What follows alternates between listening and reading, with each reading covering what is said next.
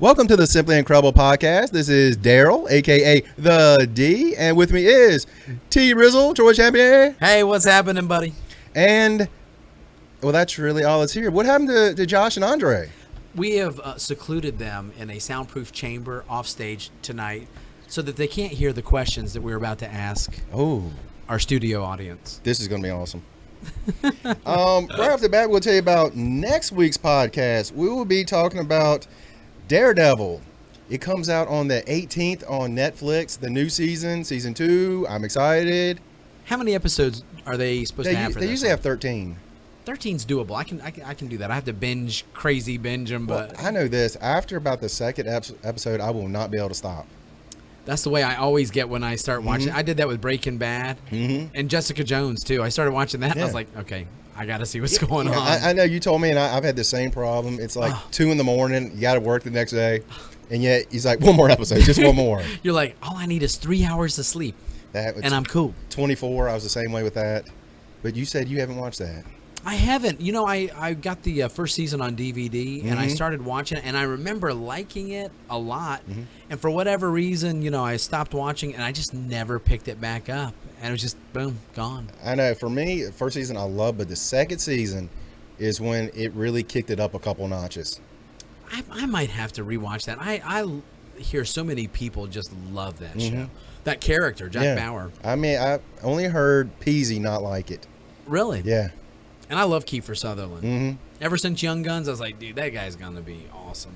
Wait a minute. Was the vampire movie Lost Boys, was that before? Lost Boys. Yeah. Oh, man. Man, you know I what? love that movie.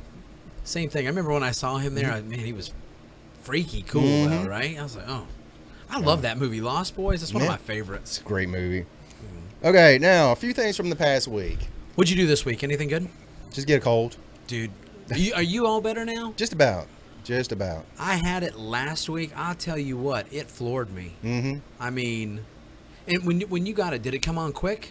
Well, it started out last week. I just felt real kind of sick to my stomach. And then all of a sudden, boom. Fever, soreness, sick, and out for the count. Yeah. I woke up Saturday morning, I was fine, and by 10 o'clock, I was like, okay, something's going on. And by noon, I had like 102 fever. Yep. And I was out, dude. And I had to do concrete the next week.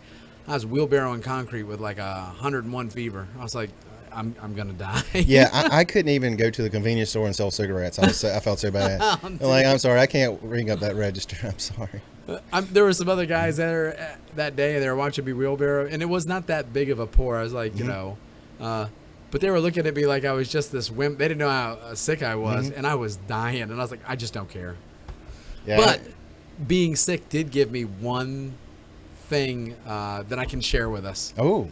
Because while I was sick, I got time to read Marvel's Secret Wars 1 through 9. Oh, there you go. Do tell. Dude, I loved it. And I've been wanting to read it. I had it, you know, each one since they came out and said, I'll wait up. That's what I said too, and I have yet to start it. And it's like, give me a start reading it. Oh, dude. So I'm going to start this weekend. That's one of those things that make sure you got a comfortable place to sit. Actually, you know what? I can't start it this weekend. You be Daredevil. Daredevil this weekend. And NC basketball tournament this weekend. Daredevil might be postponed for 2 weeks. No, it's going to happen Basketball this week. It's might take over.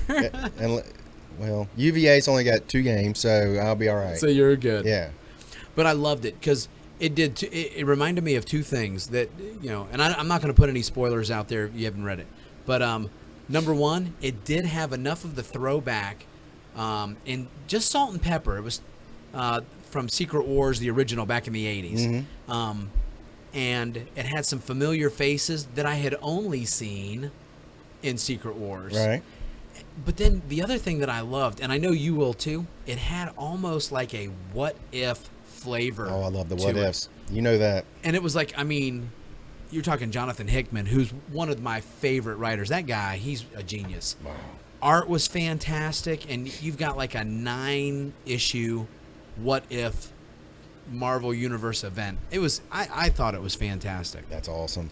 So I give it thumbs up big time. I've got them. I've got all the issues 0 through 9. Oh yeah. So Well, it may not be this weekend. It might not. It might not be this week. I want to hear when you read it, because you read the original one, Yeah. right? Mm-hmm. And loved it, right? Remember Yeah. being young and reading that? Mm-hmm. This is a totally new take on it, but with some familiar elements. That's what really drew me in. I was like, enough new and enough throwbacks. Great job. Awesome. See, there's two things that did happen this weekend. That one thing I liked, one thing I hated. What? The one thing I hated, daylight savings time. Oh, you and me both. I don't understand in this day and time, why do we need to move the clock twice a year?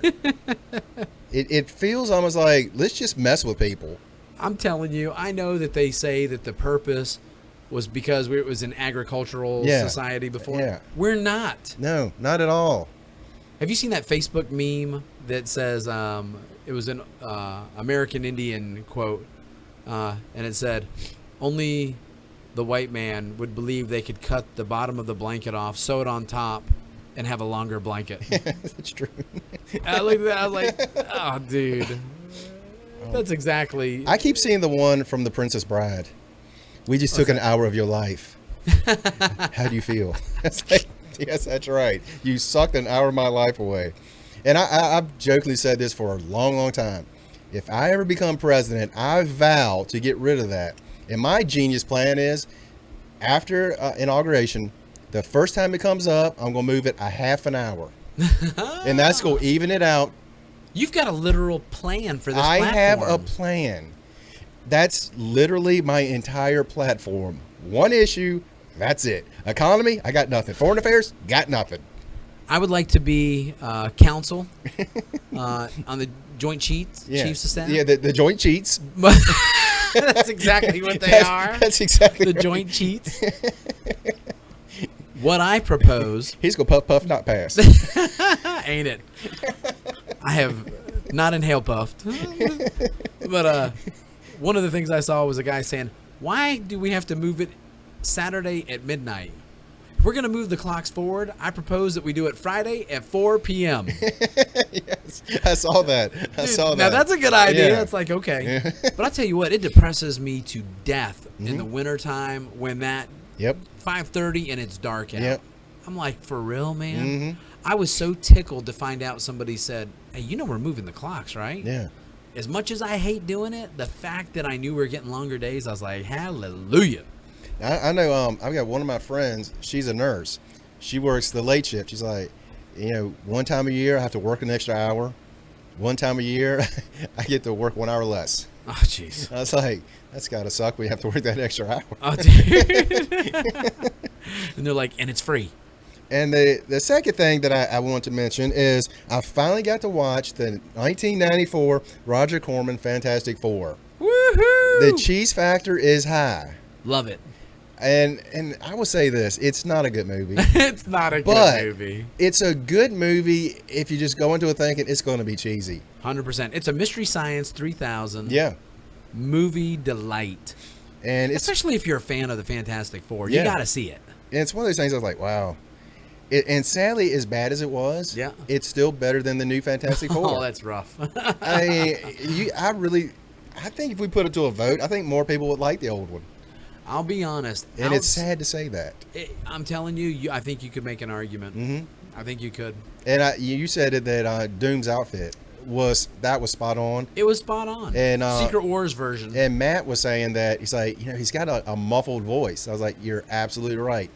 It is muffled. But you know what I actually liked about that? What? It's like if you're wearing a mask like that, Your your voice is going to be muffled. That's one thing that when they did that with Jessica Alba and that crew, Chris Evans and all those guys that did it, it didn't seem right when Doom talked and his voice had all the clarity that somebody without a mask was wearing, because he's wearing a suit of armor. Yeah. So even Darth Vader, at least they did it to where it was Yeah. yeah, Like he's going through like a microphone. yeah, or a scuba tank. It's like, I'm underwater. Scuba Vader. Dude, Scuba Vader. Come to a pool near you. Well, I remember being a kid and wondering, why does he talk like that? And they're like, that's an apparatus like scuba that's helping him breathe. He can't breathe. No, I mean, He can't breathe, lava. but he still can take and flip and fight and do all that. Yeah. Dude, I need one of those. Lava is carcinogenic. You think they let you take that into the cage with you? MMA? Why would they not? Yes. It's common I sense. would like that put on the ticket of daylight saving time and scuba apparatuses in cage events. There you go. I think we have something here. I tell you what, we're got as good a platform as those monkeys they got up here right now on TV. I mean, I don't talk politics because basically I've got to the point where it's really difficult to sit through a debate. So I gave up on it. Good for But you. I will say this: watching the people on both sides of the thing talk on Facebook, it's hilarious. It is, but I'll be honest, it is bringing me down, Yeah. man. Because it's so divisive. Yeah. It's like, God, how about we don't talk politics on here? It's funny, 'cause, you know, I got friends that pictures of your absolutely broccoli. love Trump. I have friends that absolutely love Hillary, Oh, yeah. and I then do they too. got a few people that love Bernie. And you know what's so funny, though? Everybody's positive that they're right. Yep. And there's absolutely no wiggle room, and they are not listening to anybody else's argument. Exactly right. If I was honest, I'd admit I'm the same way. Mhm. It's like, you're crazy, you know, but it's like, I'll be so glad when it's over. Oh, I tell you what, it's hard to learn with a closed mind. it is tough, man. But when I see that kind of thing and I see people... Daryl Wood, philosopher. He's philosophizing all over the place. Just let us know. $11.99. You can have our audiobook. D Wood, Philosophy for You. D Wood do what? D Wood, would you? So anything else from this past week? Secret War was my big thing. Oh, I did read Doctor Strange number 3. I love that. That is Now this old. no This brand is new. brand new ones. Okay. This one just came out like I guess a week or so ago, or at least I got to it a week ago. And I'm loving it. The run on that thing it's got a great story that I'm into. First Doctor Strange story, solo story I've ever read, and I love it. So, and I think Superman American Alien number 5 is getting ready to come out. It come out today. I Did picked it up. I haven't had a chance to get to it yet. I can't wait to read that. That's going to be fun. Huck number 5 come out today. Did it really? But unfortunately, both places around here were sold out. No kidding. So, And you went to both of them. Yeah. Pull and hold. Yeah. So I'm upset about that. Dude, yeah, I I love that that comic. I didn't know they were that far in. I haven't gotten number 4 yet. Yeah, up to 5 yet. Oof. One other thing did happen this past week. Now we're going to start with their UFC talk now with their fighters. Yes. Okay, this week is the actual topic is fighters. About 99% of them will be UFC. But one thing I want to talk about before we got into the individual was UFC 196. Oh, We didn't get to talk about that yet. We have McGregor versus Diaz and Holm versus Tate. And then there's other fights. yeah. And then there was fights that I just did not care Yeah. a bit about. Yeah.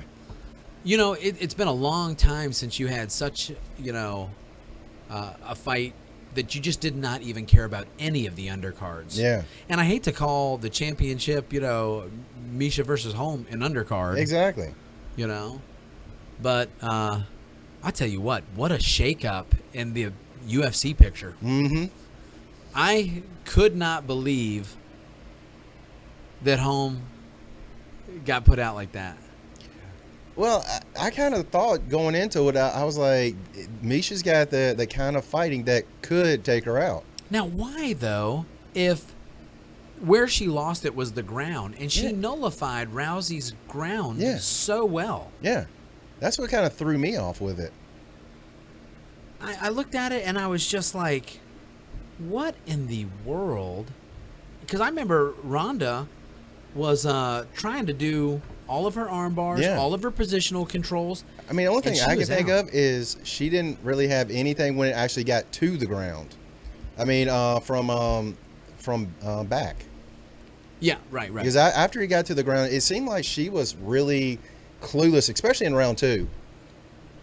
And when that got to the ground, she couldn't do nothing. It looked like, wait a minute, where's the girl that fought Ronda? And I'll tell you this, and somebody else, I just saw they mentioned this on Facebook, I think yesterday, somebody else had mentioned it.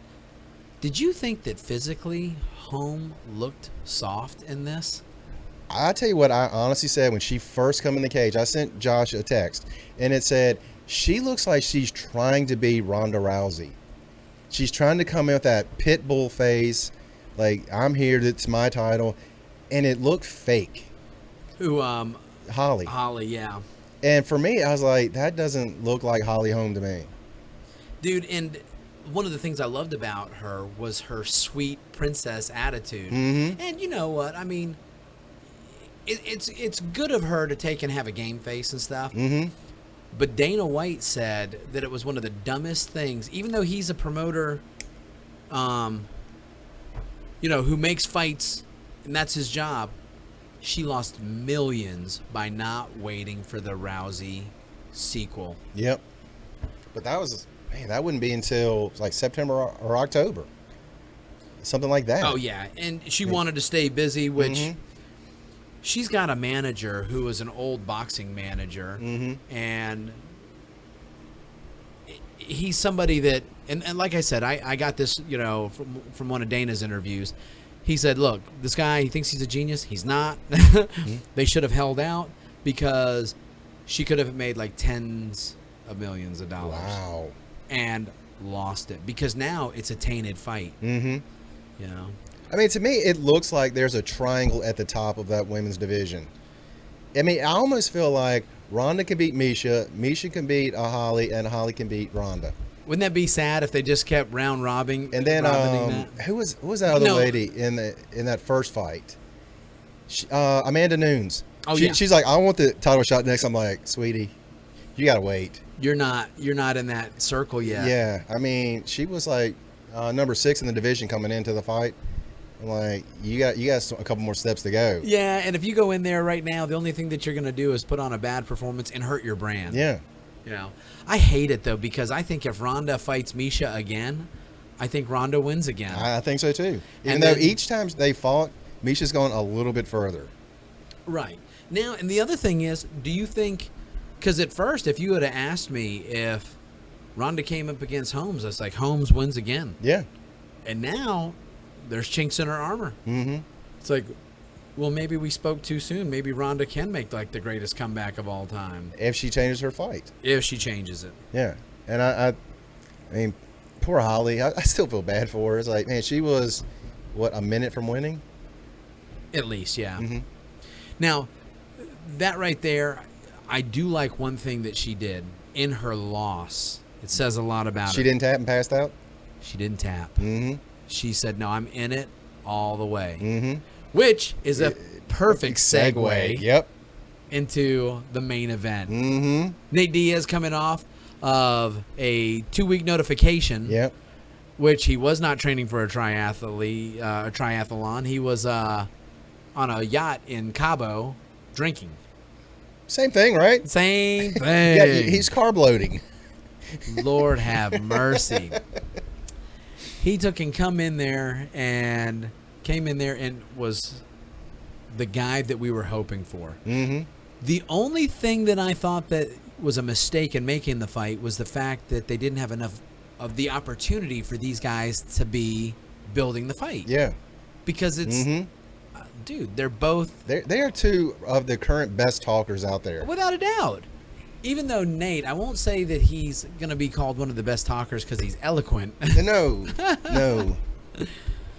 I mean, he's very, very well spoken with his 4-letter words.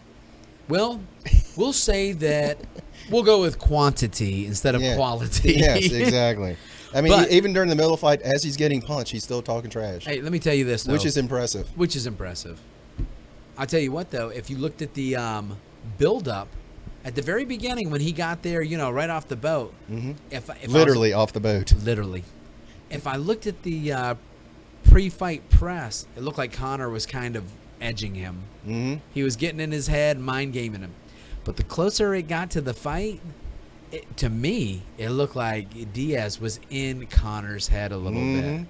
Flinching at the weigh-ins, shutting him down, making fun of his movement coach playing touch butt in the park with the freak in the fairy, with a ponytail. It got in his head. Now, I will say this. McGregor, he cracked me up when he said, that's the fattest skinny guy I've ever seen. Oh, dude. I was dying when he said that. But you know what? That's one of the things that I love. So many guys look fantastic because they spend so much time in the gym, but unfortunately they don't spend the same amount of time on the mat. And it's not a bodybuilding contest. So, Ken Shamrock versus Hoist. I mean, he had a six-pack. Hoist schooled him. Dude, he was like chiseled out of granite. And it didn't matter. Yeah. Didn't matter. But what'd you think about the first round? The first round, I was like, this will go in soon. I mean, With Conor? With Diaz getting knocked out. Yeah. I mean, and after the fight, he's like, I knew I was going to start slow. I was like, really? Well, he even said before that he was going to have to start slow because it could go the whole time. Yeah. He goes, and I haven't had a camp. He goes, I do not know what kind of gas I'm going to have. I'm going to have to survive round one. Yeah. I mean, I thought he needed to start a little faster than that. Dude. Because, I mean, he took a beating in that first round. Did you see how bloody he Yeah. was? But I mean, I'll say this, I don't like the Diaz brothers. I don't either. But they can take a beating and just keep on coming. You know what? I'm going to not say that I don't like him. I don't like. I'm not a fan then. Well, no, I'm actually a huge fan. Their fighting is for real. Yeah. You know, punches and bunches. Their game is a game of attrition. They don't take and try for the knockout, which Conor made the mistake in trying to do against a heavier fighter. Mm-hmm. Especially against Nate Diaz. I don't think Nate Diaz has ever been KO'd. Now, he's been TKO'd, but not KO'd, not out. Mm-hmm. You know, maybe a stoppage type of thing. But after that first round, you look at Conor's face. He's worried. Mm-hmm. He comes out, he's worried in the second round. I mean, he in the first part of that second round, he caught him with a few more punches. Yep. But his hands started dropping. Yep.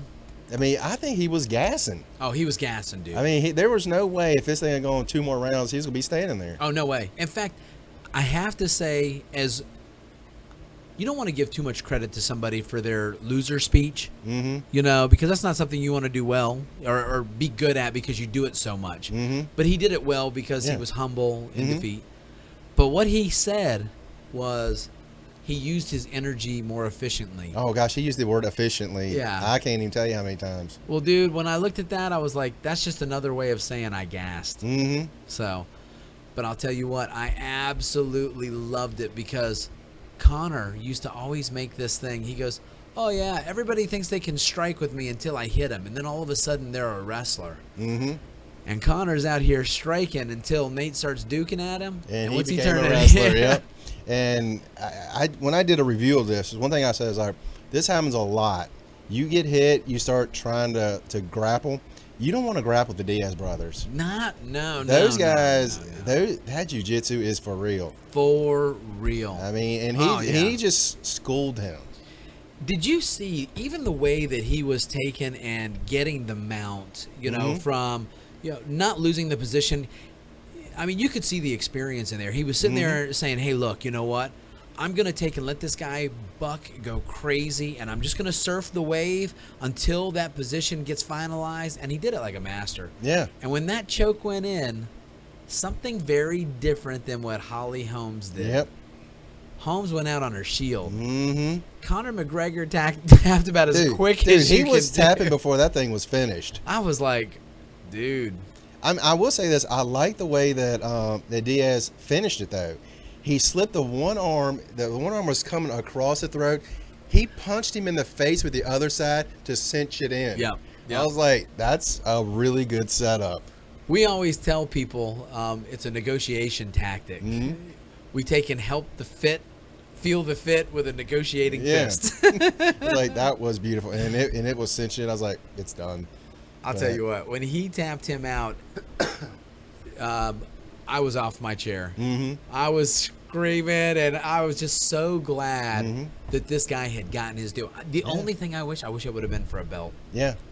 Because Nate Diaz I will say this, he went up 25 pounds. Who did?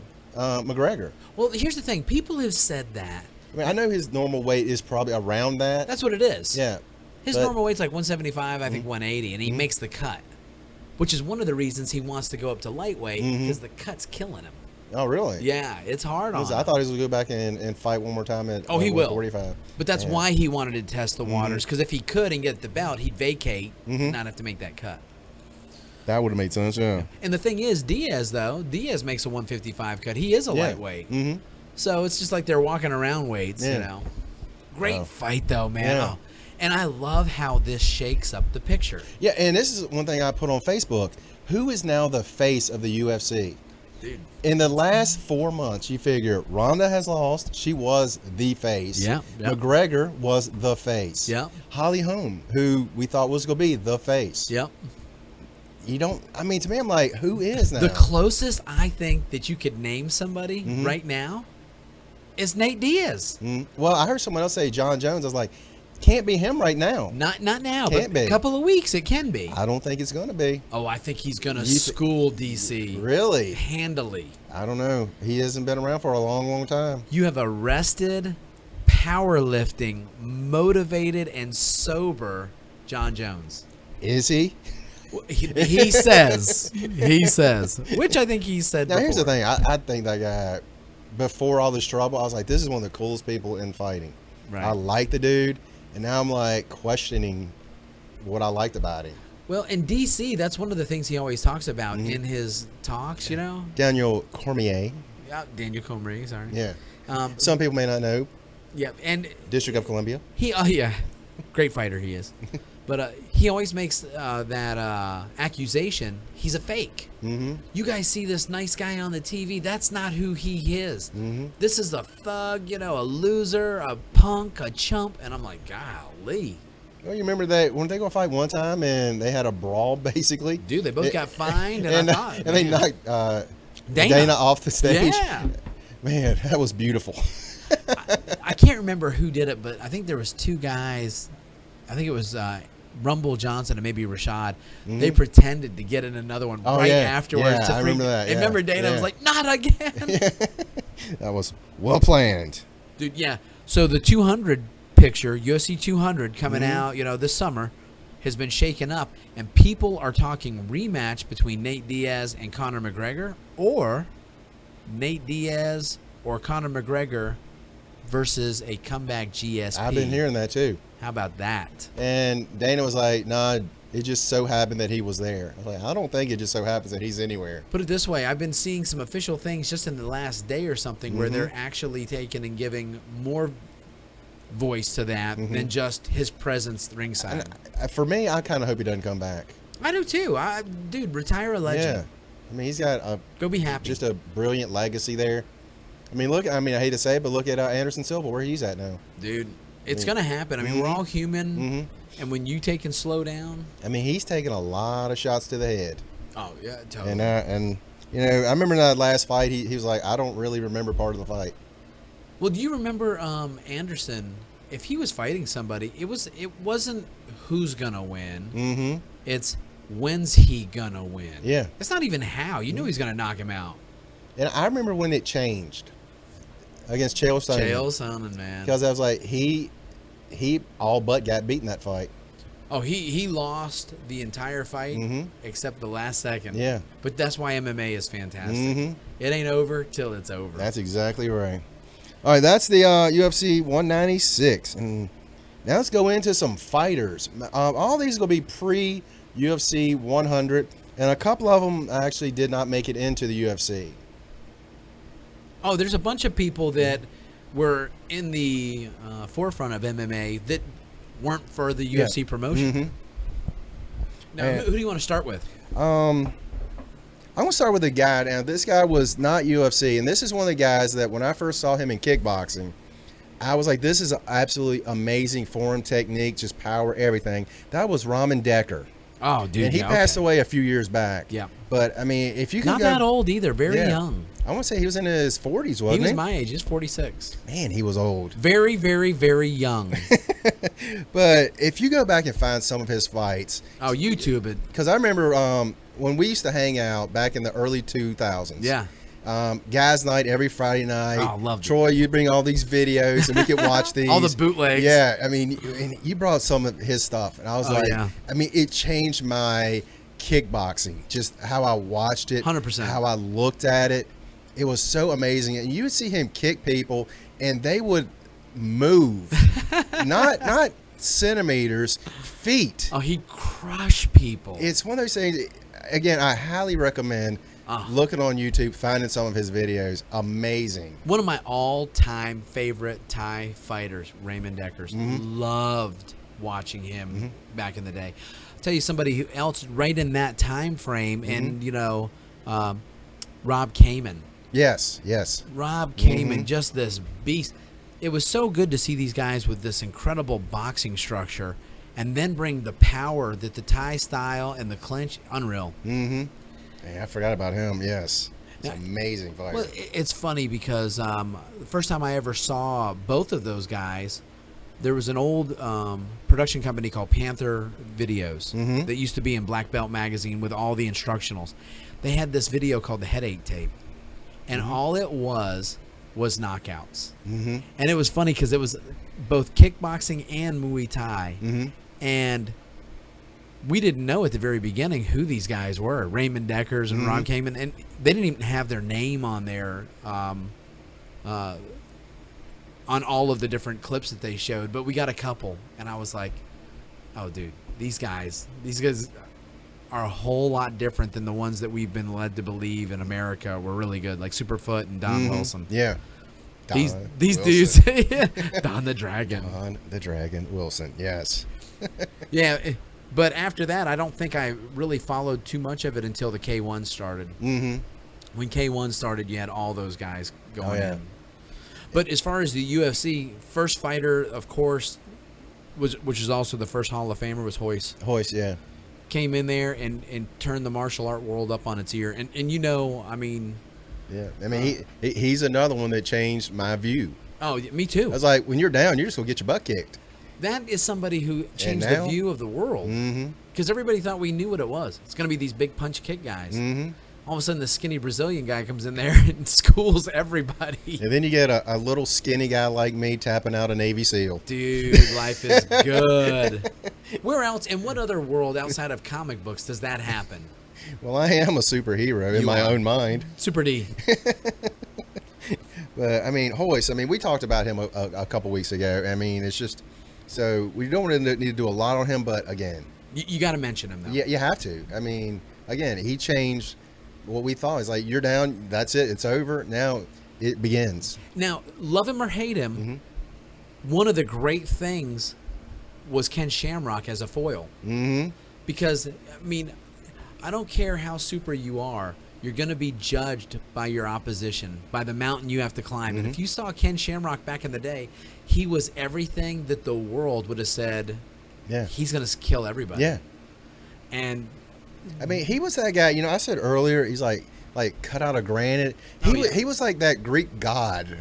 You put a little smoke and him walk out, you're terrified. And the thing is, if you watched his fights in Japan, this was a monster. He was a talented fighter. Was he King of Pancrase? Yeah. I mean, in Japan, he was famous. I mean, he had like video games and toy, you know, action figures and stuff. He comes here, and he was pretty sure, this is how I break into America. Yeah. Like I am in Japan. Because I remember, actually, I think somebody put this on Facebook. It might have been Josh, actually.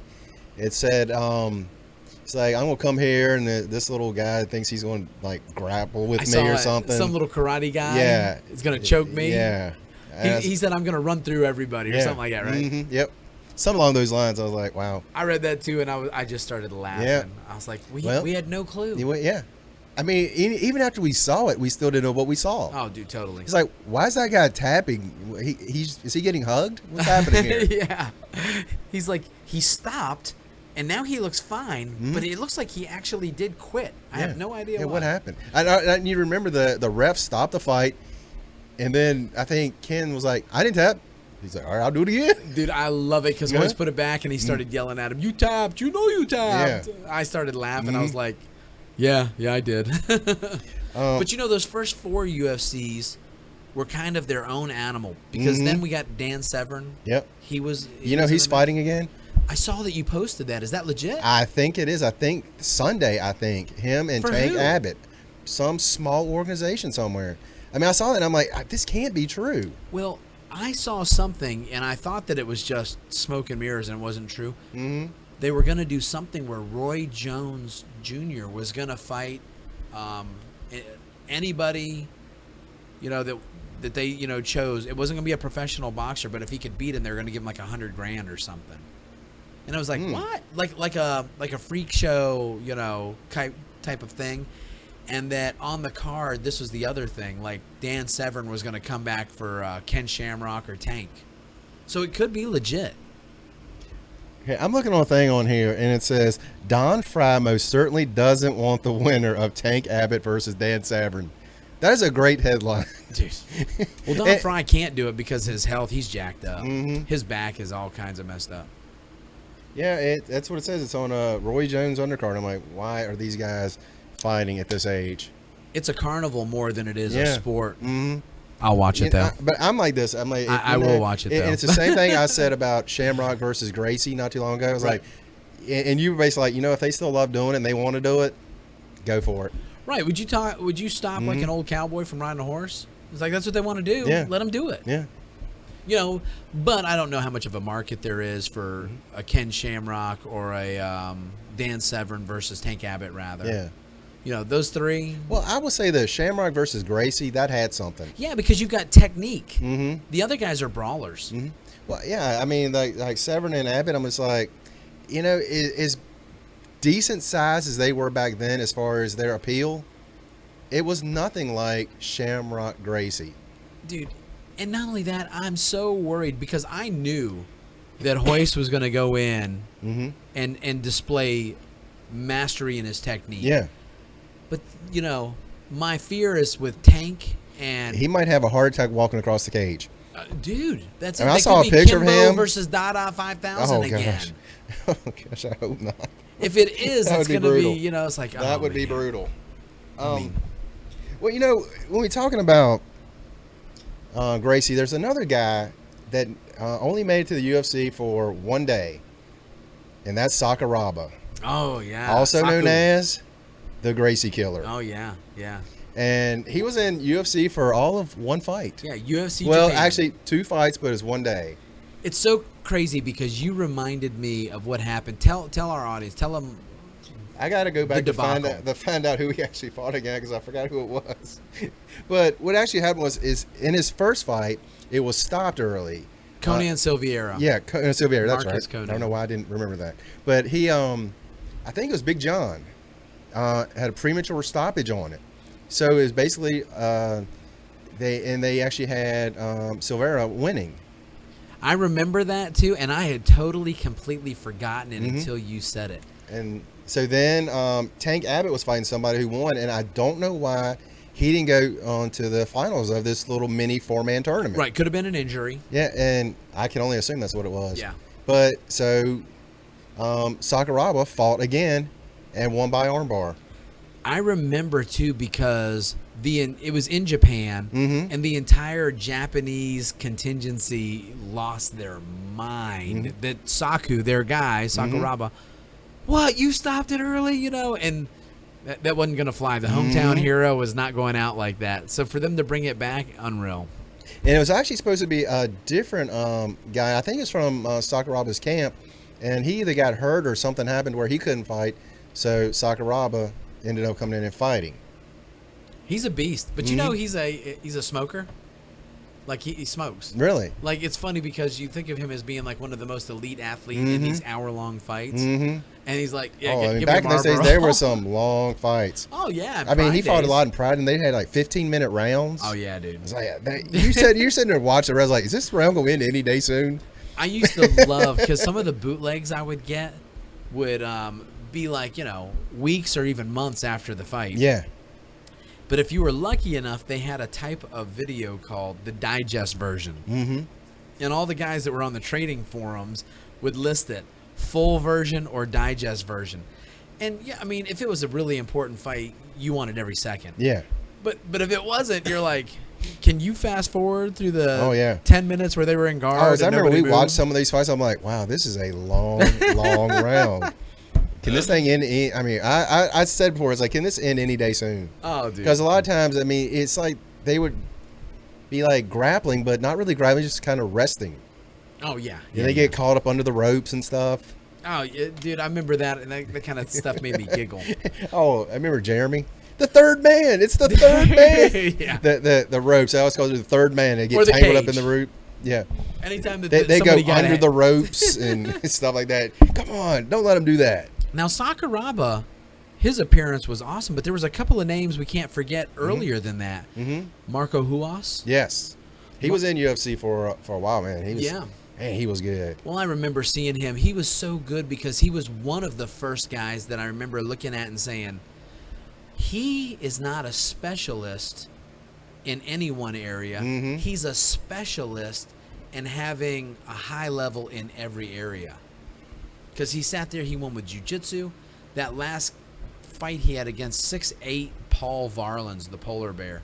And he took him out. That's the name I was just looking up. Yep. So I remember he chopped him down. Dude, and you remember his leg afterwards? He couldn't even stand up. I mean, he tried to put weight on it and just collapsed. And it's like if you look at this fight and you compare it, it's like there's no way. No. There's no way. It's a monster versus it's almost David Goliath. It was David and Goliath, and you're like, what's he gonna do? What's he gonna do? And it was he just chopped him out. Kick his leg, move. Kick his leg, move. Kick his leg, move. And those kicks, because it's important to manage the distance against a big guy like that. But when you can actually have the skill set to destroy his legs, oh, dude, that was so much fun. I remember watching that and just loving it. And then I think around that time you also had Don Fry. We talked about him in just a second, but yeah, Don Fry. What an athlete, because he came in looking like Magnum P.I. Yep, had the mustache.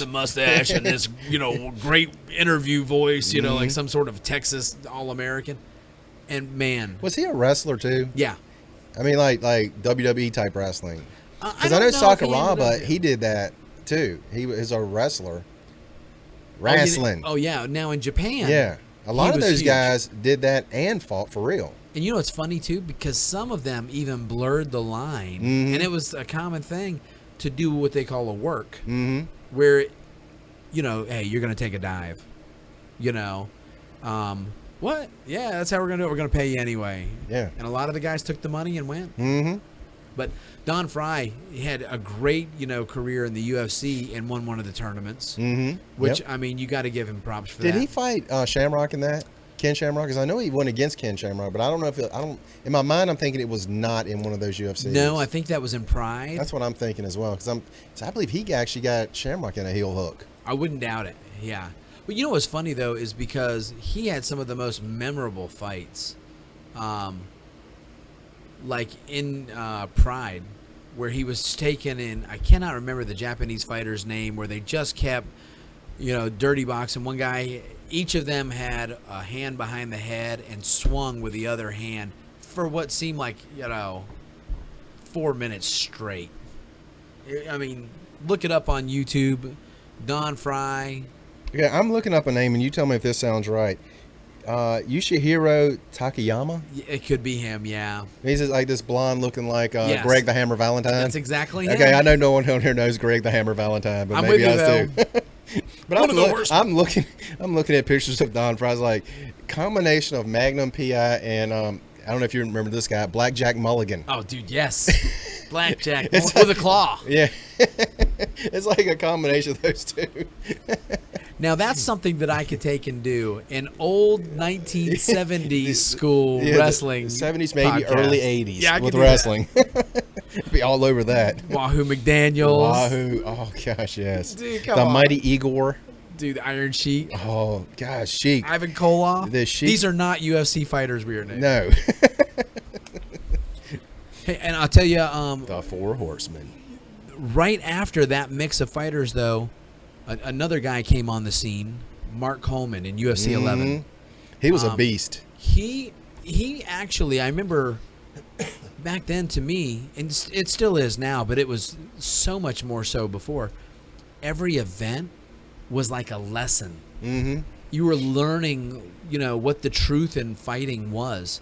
And it was playing right out in front of you, like this huge university, like, okay, Hoyt showed us you got to have ground. Then you have these other guys. Well, the wrestlers, they've got something too. Why? Well, they're conditioned.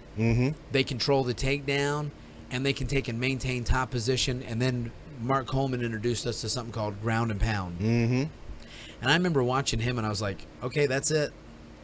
This is the guy who is going to take and smash the jiu-jitsu guys, because he's so much bigger. If you try to do your armbar, he's going to smash your ground and pound.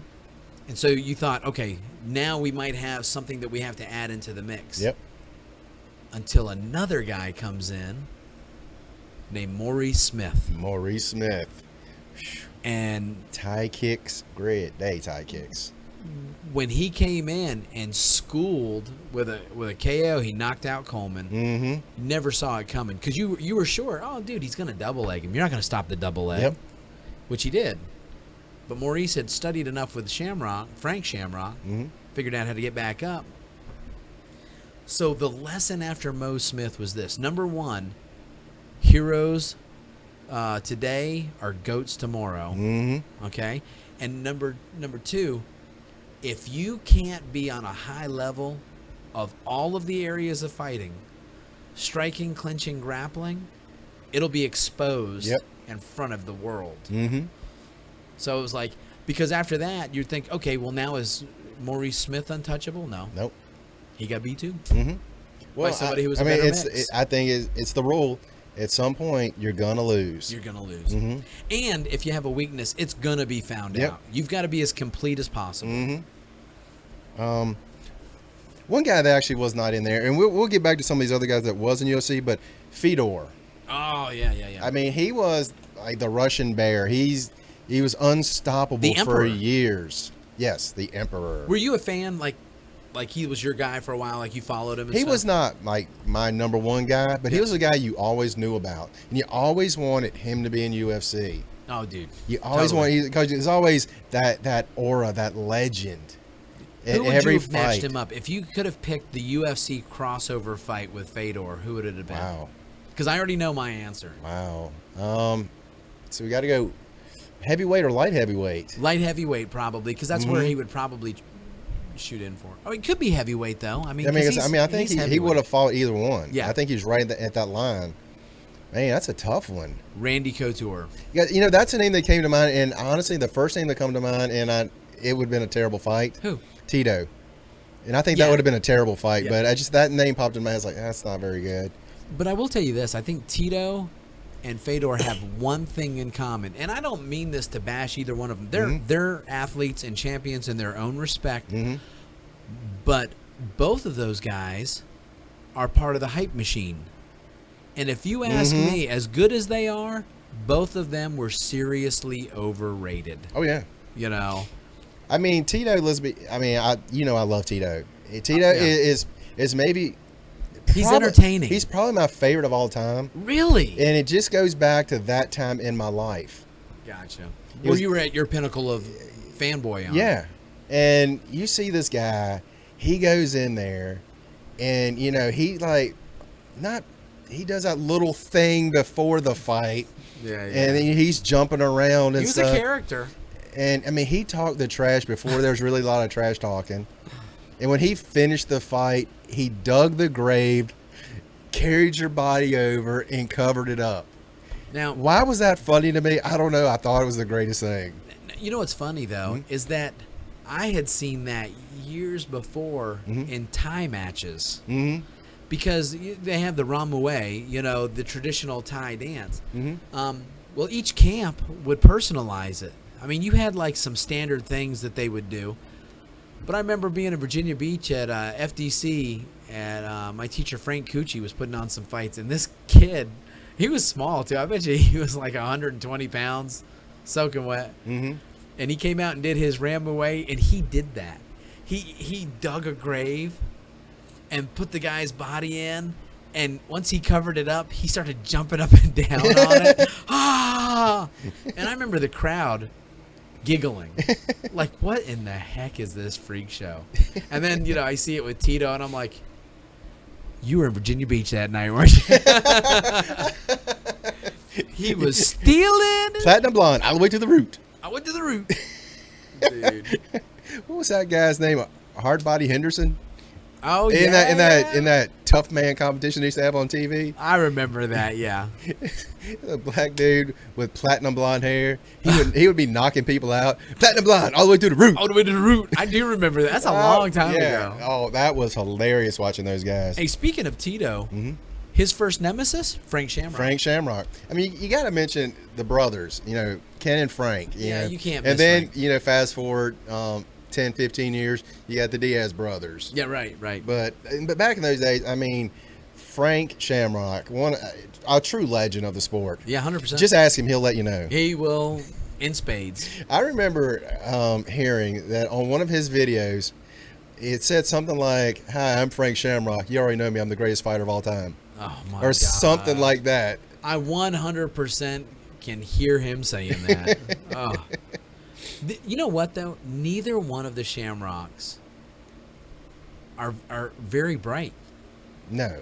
They're just not, because you look at them, both of them were stuck in whatever worked for them at their pinnacle. Yep. They never grew. Yep. I mean, to this day. To this day. Mm-hmm. It's like, look at Nick Diaz. Who would have ever thought Nick Diaz beats Frank Shamrock and hurts him like that? Mm-hmm. And I mean, he broke him. How long ago was this? It was about 5 years ago? Yeah, like probably that? about 4 or 5 years ago. Mm-hmm. Yeah. Time flies, bro. Yeah. But it was, man. But at his moment, to give him his due, Yeah. you talk about somebody, both of the Shamrocks were chiseled out of granite, as we said, right? Perfect, specimens of athletic, conditioning. And he could take and strike. He had great takedowns and takedown defense, and he had submissions on the ground.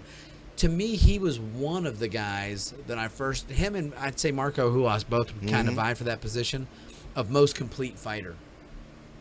Before it became, well, of course, that's what you have to do. Yeah. Yeah, because it used to be if you're really great at one thing, it was enough. Yeah. Yeah. Now it's like you have to be really great at one thing, but you got to have 4 more things. Dude, I remember Frank fighting this guy named John Lober, who was on a tear. He was winning, fights. I think he had like a 2 or 3 fight winning streak, and they were like, dude, we're going to match him up, which was unreal because John looked so dominant. Frank looked so dominant. It's like, oh man, the 2 big kids in school are going to fight. And Shamrock picked him up like within the first 30 seconds and double-legged him like a big slam, like a bayana. And when not a banana, bayana. No, not a banana. Right? But he hit so hard it knocked him out. I remember Tito did the same thing to, was it Evan Tanner? Or was it? Or was it? I know he did it. I know he beat the. It might have been Elvis Senesac. Yeah, and I remember he did like a belly-to-belly suplex, and just bam, and I remember thinking, oh man, that hurts. But I remember when John Lober hit the ground, I said, he's dead. I was like, that guy's dead. I remember Tank Abbott knocked someone else. I was like, oh, that's the end of everything right there. All right, hey, you mentioned Tank. We got to talk about him. How scary was Tank when he first knocked out that big dude, Big John Matua? Yeah. 6'6" Samoan. And this guy comes in and knocks him out in what? Dude, it couldn't have been more than 20 seconds. Yeah, right. It seems less than that. It was probably around a minute, yeah. And he was folding people up. Do you remember John Matua though when he hit? He's balanced on one butt cheek on his side, arms just locked out, feet up in the air. I was like, oh my God. Wait, is that the one that ended in the middle of the cage? Yeah. Because then there's that one that right on the cage. Folded. Yeah. Steve McNamara or Melman. Somebody. Melman.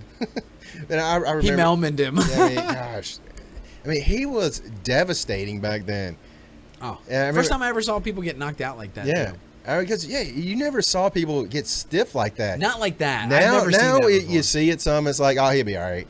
And now we've seen people get folded like that, But the first time I saw it, he was another guy. He's the first and only person I've ever seen pick someone up and try to throw them out of the cage. Almost did it. Yeah, he had him up on the top of the cage, almost getting them out.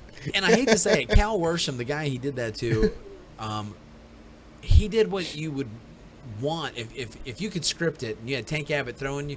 What would you want? Holding his head and just smashing. Yeah. It didn't even look like it hurt Tank though. It looked like he was hitting a heavy bag. Yeah. It was like great day. Those were some good fights though. Yeah, man. He had that big old bushy goatee thing dangling down. And the lesson of those fights for me was do not discount somebody whose power is so big, whether he's got technique or not. Yeah. A gorilla does not learn how to throw a left hook. But if he hits you, he's going to knock your head off of your shoulders. I don't care what you know for anything else. Well, now that brings me to Frank Mir. Oh. You remember the submission on Tank Abbott? Dude. It was both an ankle lock and a. Was it a Kimura too? No, Yeah, I remember it was a double submission. It was what was that thing? Oh gosh, I cannot dang. remember. Get the arm, hook it in with the legs. You know what? It might have been the mirror lock, which was named for him for that fight, which is kind of an inward bent arm bar. No, he had the arm with his legs. Did he? Yeah, and then he had the heel hook on him, the ankle lock on him. Now I remember that the steering wheel Because they were like lock. laying parallel to each other. I got you. I remember him standing Why up. can though, I not think of the name of that? and I know looking at later on I'm going to remember it. but circling his face with his finger saying, "Never touched me, never touch," because everybody was like, "He's going to kill Frank Mir." Yeah. Well, I remember when Frank Mir was getting ground and pounded by Brock Lesnar, and he would like get his head out, look at his team's like, I'm okay. Head get caught out, bam, get hit a couple times, and every time he looked back, his face was getting mashed up a little bit more. Was this the second fight? Yeah. Yeah. The first fight, it was a submission real quick. Yeah. It was like ready, set, go, knee bar or something like that. Heel hook. Heel hook, I believe. Yeah. Frank, but his probably greatest claim to fame wasn't Brock Lesnar in my book. It was the grappling, part of Nogueira's fight. Oh, to me, he was the first to me heavyweight that had such great movement on the ground. Unreal. I mean, he moved like a lightweight out there on the ground. Such fluidity to his movement. Dude, jiu-jitsu. And then the motorcycle wreck ruined it. Yeah, never the same. To me, that changed the course of the heavyweight division. Yeah, because he was never the same after that. Even though he did bounce back and have some good luck afterwards, he wasn't the same guy. And I think he's still fighting. I think to this day, I heard something like I think he has something coming up. I want to say like in the next couple of matches. In like a fight night or something. Yeah. And I tell you what, did you hear him? Was it in Strike Force when he was doing commentary? WEC, yeah. Really good commentary. In fact, he was probably one of the best commentators I've heard for the sport. Yeah. Now, do you? I can't remember if you told me you don't like Rogan and Goldberg. No, I really don't. See, Goldberg I like. Rogan I don't because it's just like the random yells. Well, he's actually gotten better. I don't mind that. That gets it me used pumped. to be like instead of really saying anything, just like wow. Yeah. Did you see that? Wow. Well, it's funny because if you watch a Rocky movie, the announcers are kind of narrating the fight. He's Rocky. He's going in again. Doing that for you.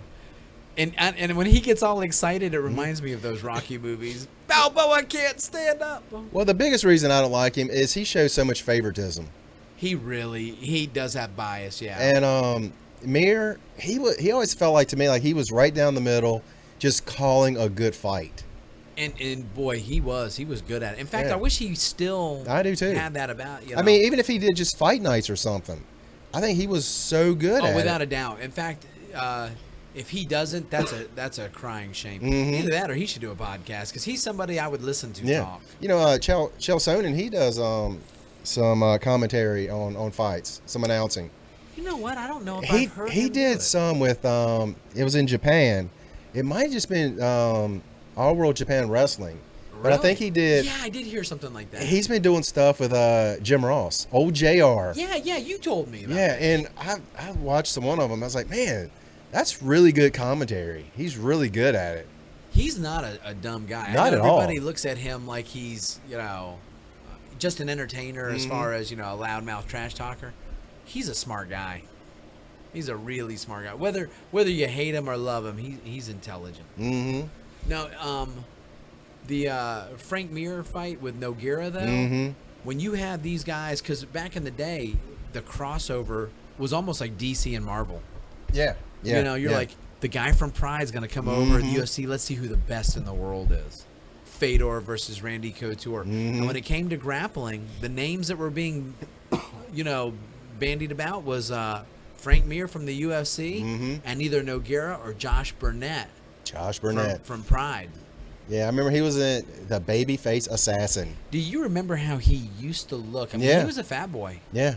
And of course won the heavyweight title and was stripped because he had used steroids to try to Now, did he beat Hizzo? Pedro Hizzo? I think so. Yeah. Yeah. That's another guy I loved back in the day.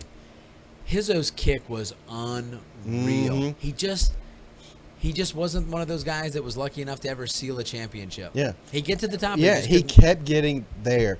And the two things I remember is first the kick, obviously. I mean, that kick was violent. Have you ever seen him do that kick like on YouTube against some guy? No. There's somebody they go, Pedro, bring this guy. He wants to feel your kick, and he puts like a shield up, and Pedro goes, "You ready?"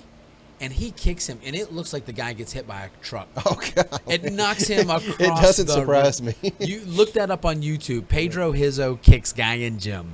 But the other thing I remember is he always wore those red-nosed trunks. Yeah.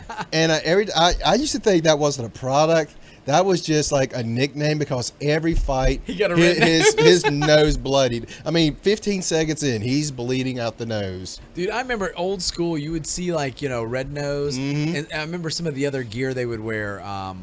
Hunter. Yeah. Hunter was a real big short back then. And the one that I hated, I loved Hunter. I thought the logo looked cool.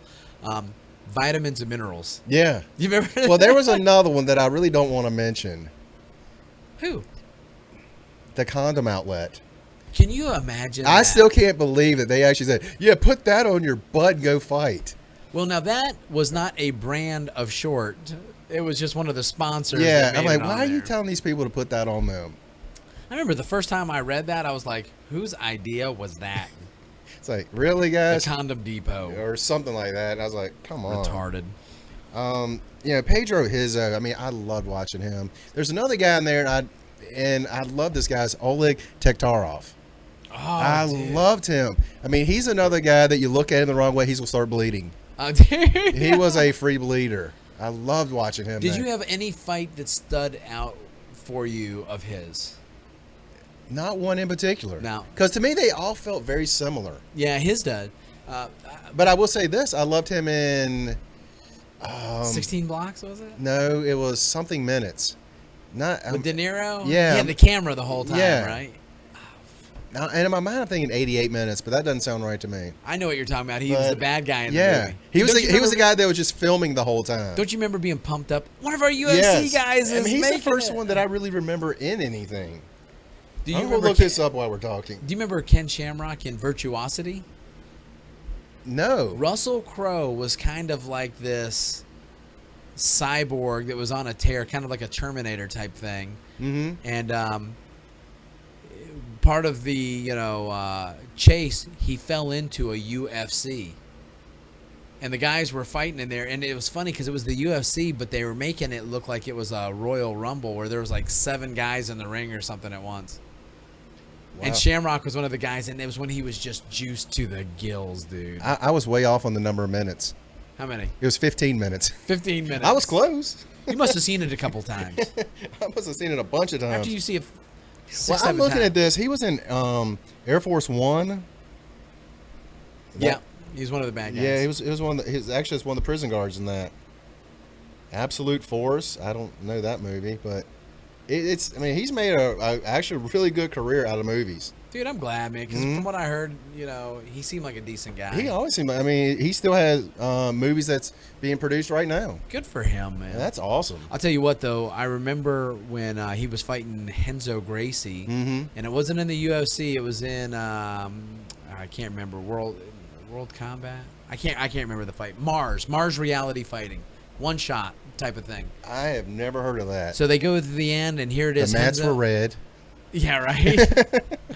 But Henzo, for whatever reason, was on his back, and it was right at the very beginning of the fight, like a double leg takedown or something like that. Like he was going to try to pull guard, and Oleg is reaching over his legs, trying to grab a leg to go for his leg locks, and Henzo's not having it. Henzo rears back with one of his feet and up kicks and knocks Oleg cold. Wow. Koleg lays on his Koleg. His legs were cold. The drink when you're thirsty.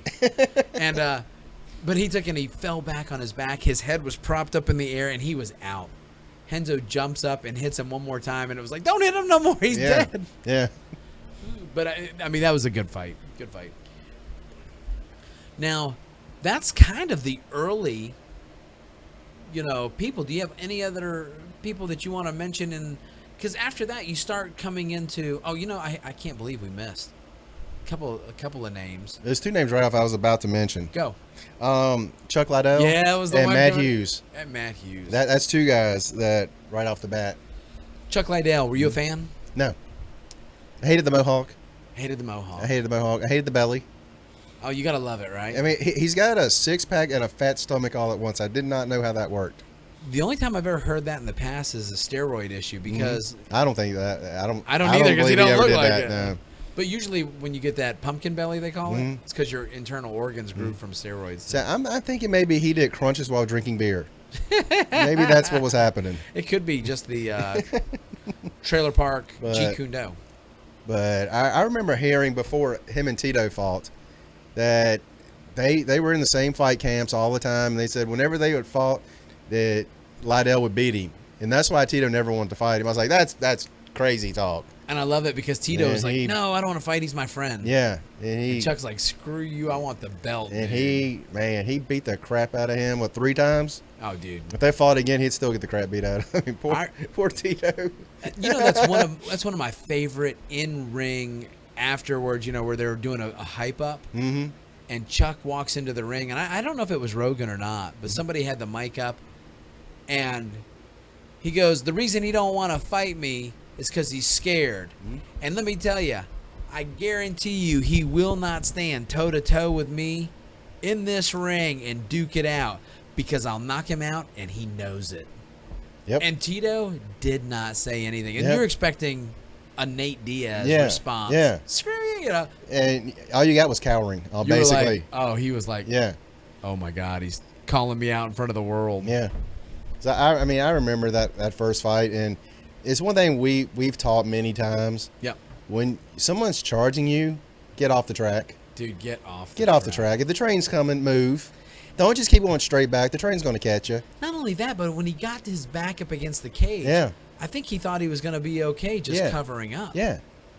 And I was like, water will find the leak, and so will his punches. Yeah. And Chuck's one of those guys, he's going to keep throwing punches if you're just going to keep just standing there not doing anything. And he was accurate, guided missiles coming in at you. And that boy could hit. Oh, my goodness. That's a knockout king. Mm-hmm. Oh, you can look at highlight film of him just knocking out people. Oh, totally. Now with kicks and punches, by the way. Oh, and you know what? It makes me feel bad, too, to see how at the end, once his chin had kind of, lost his ability to take a shot. Yeah. Him losing to people that I didn't want him to ever lose to. Mm-hmm. It's like, I like Rich Franklin, but for him to knock out Chuck Liddell, that doesn't seem right. After that fight, it almost seemed like Franklin was sad that he did it. I think everybody was kind of like, well, it's a fight. Rashad knocked him out. I'm not Rashad. Yeah, it was Rashad. Rashad knocked him out. Was it Rashad or Rampage? It was Rampage.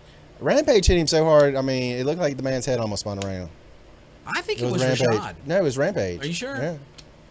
Get that Google thing? Who has that? I'll look it up, but I'm pretty sure. All right. I tell you what, though, like the other one that you were mentioning, Matt Hughes. Never ever a fan of that guy. I never was either. He seems like a jerk. His style of fighting was definitely dominant, but after seeing him on The Ultimate Fighter as a coach, I lost any respect I had for that guy ever. I was like, you're a tool. Quentin Rampage Jackson KO's Chuck Liddell. Told you. You know what? Maybe both of them did. I told you. There's actually a real possibility that both of them knocked him out. You know what? That's so sad because it's probably true. Do you remember how Matt Hughes won the title? I don't remember who he fought for that. Carlos Newton. Oh yes, I do remember that. Do you remember? Was that the choke out? Yes. Slam all at once. Carlos puts him in a triangle. That was one of the greatest submissions. That was like out of a movie. Yeah. Puts him up in the cage, and he locks in the thing. And the triangle was locked in.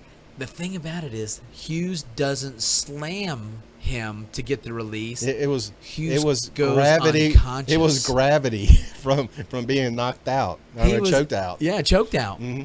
But when he hit that fall from the top of the cage, knocked Carlos out. And it was one of those who's going to wake up first type of thing. Well, as soon as his legs, came apart from the triangle, all of a sudden Matt Hughes staggers up, and he's the new champ. And right at that moment, he has no idea who won, because I really do believe he thought that he had lost at that moment. I think he was just in La La Land until they raised his hand, and he goes, "Really? Happy birthday to you." I mean, I didn't like him, but I loved when GSP submitted him. Oh, I love when GSP knocked him out. Mm-hmm. Because you remember in The Ultimate Fighter, he was talking that trash? Yep. And you could see it cooking inside GSP's head. That's one of my all-time favorite fights. Because I think George felt punked on the TV show. And his fire was lit. Well, actually, I want to go back before that a little bit. Well, just finish your story. Well, I remember when they were getting ready to fight. I don't know why I did that. I'm sorry. No. I apologize. That was horrible. If you don't want to hear my stories. It was a terrible story, but go ahead. But I'm not impressed by your performance. Dude, Matt Hughes wants to put his hand out to say, "Hey, you want to touch gloves?" And GSP's looking at him like, "I want to kill you."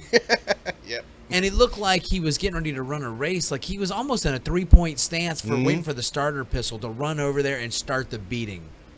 And I remember he kept kicking the leg, and Matt kept trying to grab it. And then GSP looks at the leg and just kicks high. He drops for the kick, and boom. I lost my mind. One of my favorite fights of all time. Because I wanted him to kill that jerk. As I remember when GSP... When he come into the cage the one time to call him out, I was not impressed by your performance. I was like, wait, is there a robot in here? What just happened? He even said, it was one of the funniest things. He said, "I can't trash talk." He goes, "I've tried. I don't speak English." Yeah. So everything comes out like French terrible. Canadian. French Canadian. But, I mean, you know what? Let's go ahead and talk about GSP. Dude. I mean, he, to me, is one of the guys that I look to and say, you know what? He's willing to do things that other guys will not do to get better. Yes. I mean, from what I heard, he actually did ballet and things like that to get better footwork. Yeah. Well, he's doing gymnastics He did gymnastics and stuff like that. I was like, are you kidding me? He goes, that's not manly. We don't do that. We punch people. Dude, I love gymnastics. In fact, I grew up doing it. Yeah. Well, nothing, on the level of like what we offer here now. So how was your pommel horse? Impossibly bad. I was pummeled by it. Well, it was funny too because I can't really say I ever did gymnastics.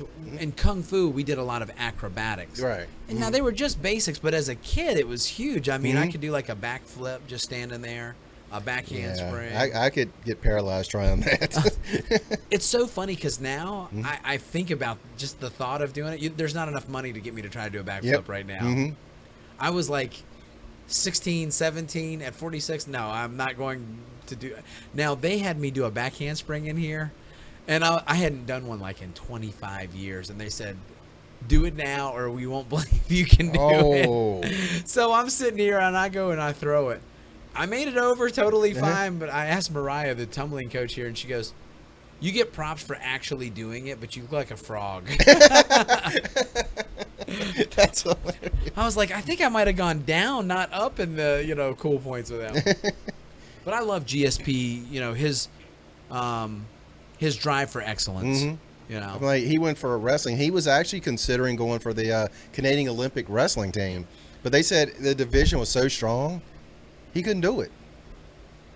I mean, think about that. That is a guy who did not wrestle in high school or college, and has one of the absolute best records wrestling-wise, statistically, in the UFC. Yeah. That says something about that guy's drive for excellence. And not only that, you know what? He wanted to get better hands. He went and found the best boxing coaches. Freddie Roach. Yeah, and look what he did to, what's his face? Koscheck. Oh, my gosh. I mean, he just said, I'm going to basically beat you with my jab, and destroyed him with it. Now, Josh Koscheck had it coming. That is a guy, if there's ever somebody who needed a bully beat down, it's Josh Koscheck. Yeah. But what was so funny about that was that the fight was up in, I think, Ontario. It was up in Canada. I don't know where it was, but it was in Canada. Maybe Montreal. he had to come in. Of course, he's from California. Mm-hmm. Because of the damage done to his eye, Yeah. he couldn't get in the airplane and had to drive from Mm-hmm. Canada to California. Because the pressure in the cabin pressure It was could kill him. Yeah. You know, I was like, you know what? Dang. Karma is a boomerang, Dang. brother. Yeah, you throw it out, it comes back. But I mean, GSP, gosh, I mean, I got to talk about him for a long time. Is he? Would you call him one of your favorites? Oh yeah, I would. Yeah, Definitely. me too. In fact, if I had to give a favorite, it's GSP. I mean, like if you ask me now, yeah, I would say he probably is my all-time favorite. yeah. I mean, if you asked me a decade ago, it would have been clearly Tito. If I put you on the spot, what are your top three? GSP, Tito, and I know, it's funny when you put those two in the same box. Like, wait a minute, these are totally different people. Oh yeah, but you know what? Damn, all right. wow. I'm trying to think who would be my third. That's a tough one, the third That's one. tough, right? The first two are kind of easy for me. Man, I'm going to have to ponder that. I might have to answer that on the next Fighters podcast. There you go. Who are your three? Hoist, GSP, Randy Couture. Randy would probably be my number third. I number love- third. He's the number third. Yeah, we need to actually talk. Joint cheats. We actually need to talk about Randy. Giggity. We haven't even really mentioned Randy. The only reason I didn't mention Randy Mm-hmm. is because I was thinking, early UFC and then the modern stuff. Yeah, okay. Let's see. Randy's one of my favorite. Boss Rutan. Boss. I mean, that's somebody who I was like, well, you know what? We haven't spoken of him at all. And Actually, the first UFC heavyweight title holder. his UFC career was way too short. Yeah. Why did he retire? Did he have a medical? I was thinking it was injuries is why he retired. Yeah, I think it But could. I don't know if he just had disputes with them with UFC. I don't know if he fought after UFC or not. I don't know. At the time I remember, hearing the story. I can't recall it. But remember who he fought was Kevin Randleman, who just recently passed away. And Randall, he won the fight. He won the title. But if you asked anybody who looked at it, Randleman won the fight. The damage that he did to Boss, he beat him silly. Mm-hmm. But I remember, did you ever watch Boss and his old Pancrase stuff? Was that part of some of the videos I brought, the bootleg videos? Did we ever watch any of those? I don't remember seeing any of this, but just one quick second. Yeah. He actually retired. He was training for a UFC fight in 1999. He suffered multiple injuries, including blowing out a knee, tearing a bicep. This must have been one heck of an injury, and also suffering a neck injury. So he was forced to retire. I was like, that is one heck of a long list of injuries at one time. Well, I'll tell you what, that fight, I remember that fight that he looked like he'd been in a car accident. His old Pancrase fights were great. His UFC fight I enjoyed. His commentary I actually enjoy. Oh my gosh, he is a great talker. Dude. Dude, look up videos of him. Oh my goodness, they're some of the funniest things you'll ever see. Watch his self-defense bar fight Oh yeah. stuff. I could watch that and have it on a loop and laugh like nonstop. Oh my goodness, he is great. Grab him by the head and got boom to his head. El Guapo. El Guapo. Now, is he still on like the MMA Weekly show? I think so, with Kenny Rice. Yeah, I didn't even know if that was still on. I think it is, but Because it used to be on like Access or something. That I used to see it on. I didn't even know. I only ever catch it on YouTube. I don't ever watch it on Access or anything. Yeah, it might not even be on that. Maybe it's just YouTube now. I don't know. Well, but that's the thing. I don't know if it's one of old the- stuff. It was one of the best things I used to watch. Now, I remember Chael Sonnen, and I don't know if you know anything about this, but I remember him going off on Kenny Rice, calling him a liar, when they were doing right after his Anderson Silva fight, and just blasting him. I mean, you know how he puts on his shtick. Yeah. It sounded like if he found that old guy, that he would put a beating on him. Wow. Like, for real. But I thought Kenny always did a good professional job. I always thought so. I like him, and I like Ariel Helwani stuff. Oh yeah, that dude is great. Dude, I love watching. I mean, if you just see His him just interviews. doing interviews with people, they are phenomenal. Now, if you ever watch him interviewing Nick and Nate Diaz, that's hilarious. Because he will put them on the spot, and they'll call him on it. You always want to start stuff, man. Mm-hmm. I don't want to talk to you anymore. Get away from me. Ariel, you suck. and they're not playing. And he's just like, I'm really sorry. I'm just trying to find out what your point of view is. Get away from me. You're always stirring up crap, man. Nobody said anything until you did, Ariel. I remember the first time I ever heard of CM Punk thinking about going to the UFC was on one of Ariel's videos in one of his interviews. You know what? I think I might have seen that too. I mean, You ever watch his show? Like his actual video show? No. He's got, I think it's MMA fighting. Mm-hmm. Go look it up. I just see stuff on YouTube with him, so where I always see most of my That's what I'm stuff. talking about. Yeah. His YouTube, Mhm. but it's video, not just his. He's got a show that is great, MMAfighting.com, and then his interviews, of course, are great. But yeah, let's save Randy for next time. Yeah.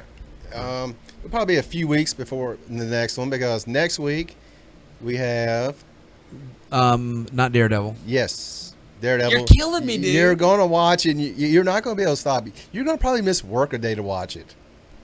Dude, if I could miss work, man, that would be great. I mean, the following week we have Batman v Superman. Oh, it's a good time to be a nerd. And then maybe the week after that we might be able to get to Fighters, or we have Fights. Is it this Friday that it comes out?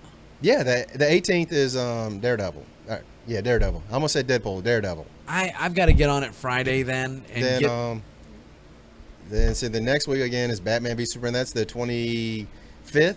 yeah. I might try to see it the 24th if I can. I have an all-nighter that night here, the 25th, so it might be Saturday me and Connor go see that.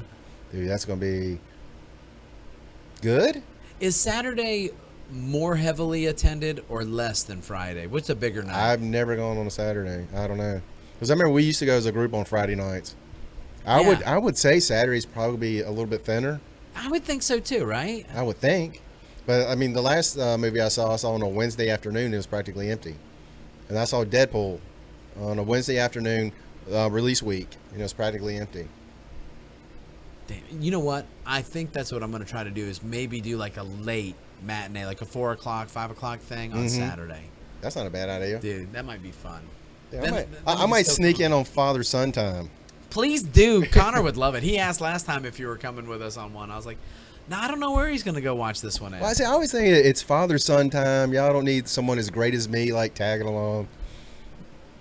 Yeah, no comment to that. Yeah, you're right. We don't. I don't know what I was thinking. Like, you don't want me rubbing off on him. I sure as heck do not. He might hurt his shoulder too, patting himself on the back. We don't need that. Dude, I am glad though that you're feeling better. Sorta. Yeah. I wish Peasy felt better. Yeah. I'm glad Dre feels good. Yeah. Dre. Well, he's stuck in there. He can't hear us. Oh, that's right. We left him in the soundproof chamber. Yeah. I hope we don't leave him when we leave here tonight. That'd be horrible. But Peasy, feel better. We know you faked a bloody nose, so you didn't have to come. It's rough when his son beats him up. Hey, let me tell you, you need to get back into the jiu-jitsu, man. You mean to tell me you know Fujitsu? He who manages the distance manages the damage. Get in there for the lessons. There you go. So that's all we got for this week. Anything else? No, man. I'm excited about Daredevil and then Batman v Superman. 2 weeks of awesome. We got Marvel and DC. It's going to be epic. And I can't wait because didn't you say you were going to take and donate all of the next loot crate you get to me? I think that's what Peasy was saying he was going to do. Did he? How do you get us confused? I don't know. I'm the one that shows up every week. I just can't wait for except for last week when I was sick. For free loot crate. I can't free wait. crates. Joint cheats. Joint cheats. Dude, we're out, man. That's it. And everyone, y'all have an incredible week. See ya.